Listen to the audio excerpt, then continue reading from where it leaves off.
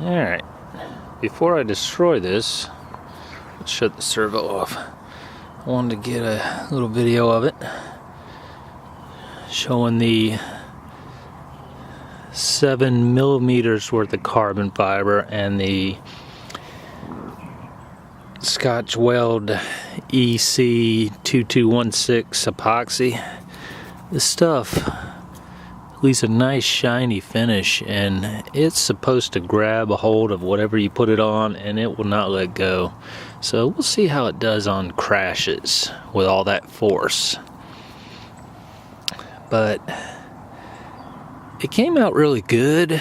I couldn't do my 6S motors on it, and I'll get out of the shot because the wires were too short and I didn't feel like extending them and didn't have time to order some new motors. So I threw these Brotherhobby Returner R5s on here, 2400 kV. These are nice looking motors. We'll see how they do. So we're just gonna run 4 and Nala, go away. Just gonna run 4 and 5S on it for now.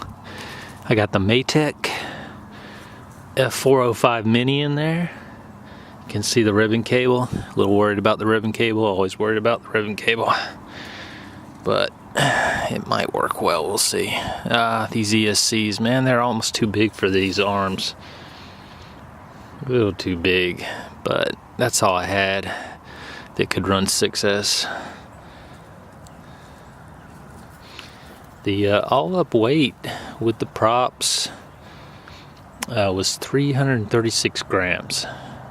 Not with the GoPro, but with all the straps. So it should come out right around 570, I think, with the battery. We'll see. It's gonna fly nice though. Got some 50-50 HQs on there, like those 50-50 props. They just give you a little bit more grip, a little bit more thrust. I can't see what I'm doing. See if I can get a close-up of that carbon fiber. The glue is gray, rather it be black, but I think the space plate is going to be hard to break. Just have a feeling that the way this stuff dried, it's become part of the carbon fiber. So you essentially have 7 millimeter carbon fiber base plate all the way around. Crazy, crazy thick. And the arms are real short, so less chance of breaking it. That's 185 millimeter 5-inch. And it's got a lot of Helix parts, as you can see. And there goes my focus. It's got all the Helix top. I use the Helix VTX. I'm still working on getting the Helix VTX to work with the Betaflight OSD. I got the Helix OSD on there, no problem, and can control it through the Matek flight controller. I just soldered the pads on the bottom of the VTX to transmitter 3 and receiver 3, and it worked no problem. I got a cheap crappy camera in there. I gotta change that. That camera is not very good. See, I got the buzzer right there. Fits in there real nice, zip tied to the standoff. This is not usually where I put my receiver, but I didn't want to put it on top of that mini flight controller because it's got the sensitive gyro, so I stuck it back here. It'll probably be alright right there. Looks nice. A little clearance issue right here with the props. You got about 3, 4, maybe 5 millimeters there.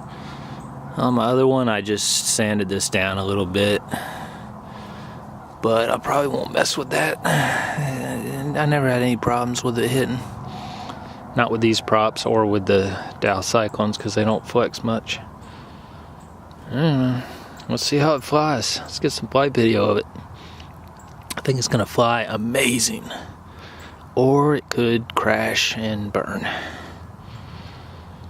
That is the baby Helix, one of 3 that I've made now. Got 2 other ones. The other 2 have Helix flight controllers though. I really wanted to try a different flight controller on this build. And when they came out with these, when Matek came out with these mini flight controllers, I saw it and I said, you know what? I can build that on a Helix top and use the PDB as a structural part, and the flight controller will be separate. I love it. It's a great idea. Amazing idea. Wish I had thought of that. Anyway, to the flight footage.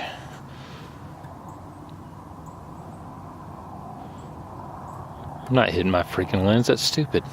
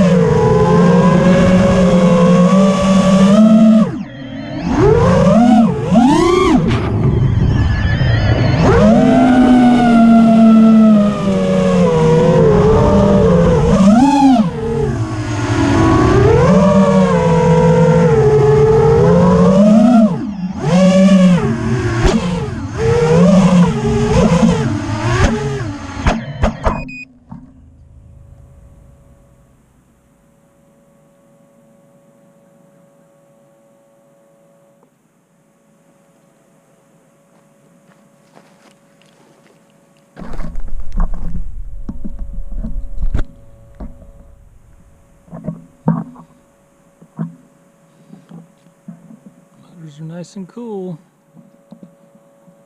That flew pretty good.